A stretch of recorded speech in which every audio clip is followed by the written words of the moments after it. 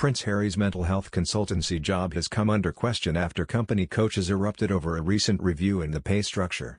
Prince Harry took on a job at BetterUp, a mental fitness consultancy company, in spring 2020 as a chief impact officer.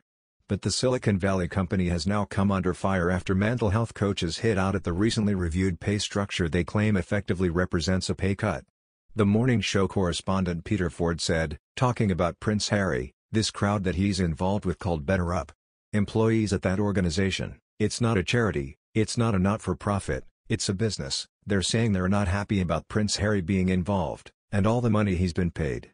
They say it's now filtering down with all the cost-cutting, their own wages are being cut back to subsidize having Prince Harry on the books. Presenter Larry Edmer suggested the ongoing gripe signals there are story seas ahead for the royal and the company. BetterUp co-founder Alexei Robichaud addressed the concerns in a lengthy post last week. Mr. Robichaud said the company is focusing on pioneering a new model for coaches and a new growth and compensation model had been introduced to better align coach pay to member impact.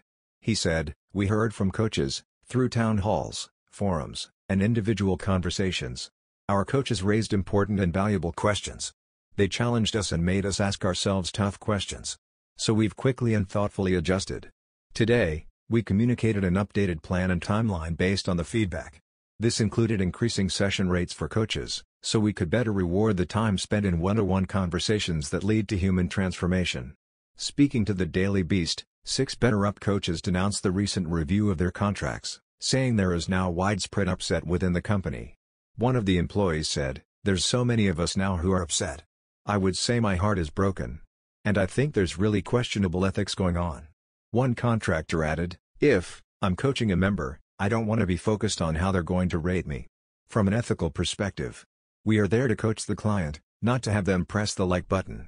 BetterUp has since said they are reviewing the original plans, with a series of town halls for this week. An executive for the company later reached out to workers, insisting there would be no pay cuts. They said, "No one will see any sort of decrease in their effective session rate compared to their 2021 effective session rate. We are on a multi-year journey, and we will be treating this first year as a learning period." One coach welcomed the change of tone, but insisted they are not satisfied. They added, "The fact that BetterUp rolled out their initial plan at all makes me suspect of their intentions, and makes me distrust them." Prince Harry recently clapped back against the deliberately vague statement regarding the Cash for Honors statement. According to People magazine, the statement reads, "It is disappointing that the Sunday Times, knowing all the facts, has chosen to encourage speculation by being deliberately vague to try to create a falsified link between the Duke of Sussex and the CBE scandal, of which he had no knowledge or involvement.